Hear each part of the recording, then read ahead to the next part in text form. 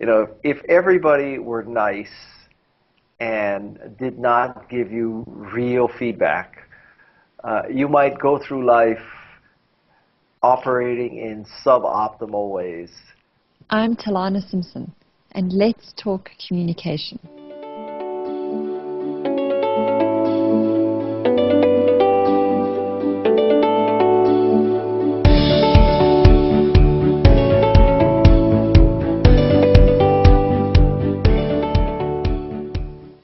Kawasaki is an entrepreneur, a venture capitalist, a business advisor, public speaker, and author. He's also quite outspoken and direct, and I asked him to share a bit about confronting others. Well, Guy, then I'd like to ask you a few other questions then, just Sure. in relation more to communication. It's an area that I really am fascinated about. And so one of the skills that you deal a lot with is pitching. And people come and pitch their business ideas to you in terms of the investing side of what you do. So what do you believe is the best way then for someone to get their point across when they're doing a talk or a presentation? Well, the best, first of all, I have several rules. So rule number one is you should have only 10 slides in your PowerPoint presentation. I think most people put way too many slides. You should be able to explain yourself in roughly 30 seconds that, this is a world of instant decision making. I'm not optimal. I'm also not saying it's fair, but that's how it works. Mm-hmm. So you have about 30 seconds to make the impression. And I think people decide after 30 seconds. So that's tip number two. Tip number three, I have a bunch of tactical tips about your presentation in terms of I think you should have a black background, a sans serif font, no font smaller than 30 points. I have the list of the 10 slides that should be in the presentation. Actually, I just created an infographic, two infographics to explain all of that, and that's in my blog. That's in go to guykawasaki.com, click on blog, and you'll see those two infographics. Because that's just a better way for your audience to find them, because if they have to take notes from this interview, it would be too hard. So go find the infographic. I've listened and watched hundreds of pitches, so I can tell you. I've also made hundreds of pitches, so these are all my power tips. Okay, and then what about in email? What is the best way for someone to get their point across with email? Sure. Well, the best kind of email is an email where someone that knows both of you introduces you. Okay, so as opposed to you're just writing to someone and hoping. So that's the best email. Someone who's mutually respected introduces you. The qualities of a good email, I think the most important part of an email is the subject line. That the subject line should immediately hook interest. And a lot of that is by doing some research to see what would hook someone getting the email. And, this kind of subject line like, amazing opportunity to fund the next Google is not what I'm talking about. I mean, we get that kind every day and no one believes that.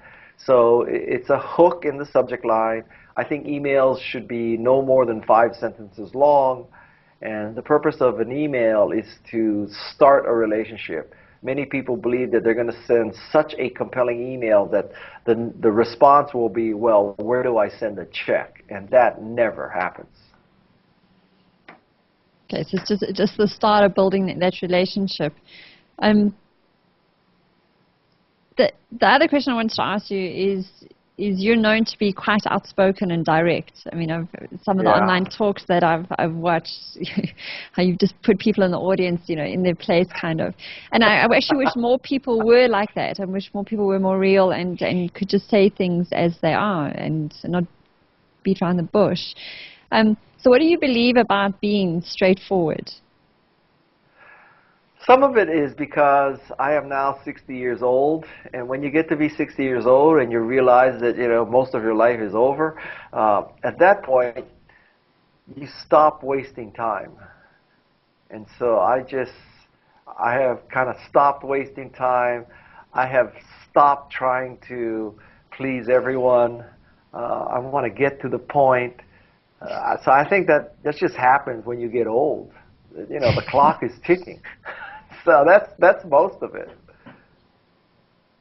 Just by getting to the point. Are there any meanings that you hold then for that type of conversation for the other person? I don't understand the question. So is it just more for you that you don't want to waste your time, or do you think that it helps the other person in any way? Oh, I see. Well, 80% of the motivation is about wasting my time, but I could make the case that that's an important lesson for the other person too.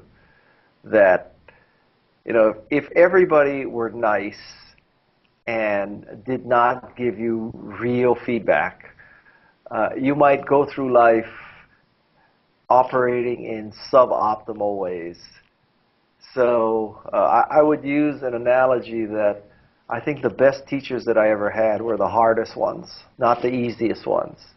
And so if everybody is, you know, when I meet with entrepreneurs many times, and they come in and they want advice, and I say, okay, so we can do this one of two ways. One is I can tell you this right now without even seeing your pitch. I can tell you it's interesting, it's promising, I think there's potential there. Or I can tell you really what I think. And if I tell you what I really think, I'm going to rip you. Okay, I'm going to cut you to pieces. So pick one. and then everybody says, yeah, we really want to hear the story. And then, you know, I just rip them. So, but it's better that I rip them than they go through all these pitches and they never improve because everybody says, yeah, interesting, lots of potential, you know, that kind of total BS, non-committal response. The problem is that, you know, everybody says, tell me the truth, tell me, you know, be a tough guy. And it takes so much more energy to do that because it's very easy to say, you're promising, interesting, let me get back to you. It's much harder to actually tell them where they're wrong and how to improve. So that's why these things just drain me. They drain you, but you still do them. Well, or I avoid meetings. Because then I was also just going to ask just for one more about the, you know, the communication side is how you find dealing with conflict or confrontation. So I mean, obviously that's a confrontation in a way when someone's pitching to you and then you confronting them with, you know, getting them to face the reality of their idea or the way they're presenting it. So I've forgotten how to word my question now. So it's very much like, any tips you have then on maybe for people to get ready for a confrontation or to receive that? Or well, I mean, yeah, in a sense, are you saying, are you the confronter or the confrontee in this question? I'm thinking of both sides, but maybe we can just start with being confronted. So that's the confrontee. Okay, so the confrontee, you just have to understand that the best thing in the world for you is probably to hear what other people really think and to criticize you. Now, I must admit, there's constructive and destructive criticism, but let's assume for a second it's constructive criticism. And then you just have to be, you know, tough enough to take it. It's better to get criticized and get better than to stay mediocre. So what for you is the difference in between constructive and destructive criticism? Well, some people criticize you just for the sake of power or, you know, sadistic kind of attitudes. I think, you know, if you watch some of these reality shows and you see some chef just rip the apprentice, right?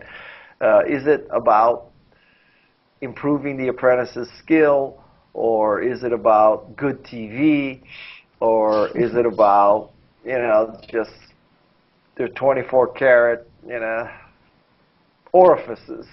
So it matters about your motivation. Are you just trying to be an orifice? Are you just trying to, belittle people, or are you trying to actually help them? Help them, Yeah. yeah. So then there would be some from the confrontor. The person doing the confronting is remembering their intention. If they're trying to help, they would come across in what they are saying. Slightly better. Not that I always do that.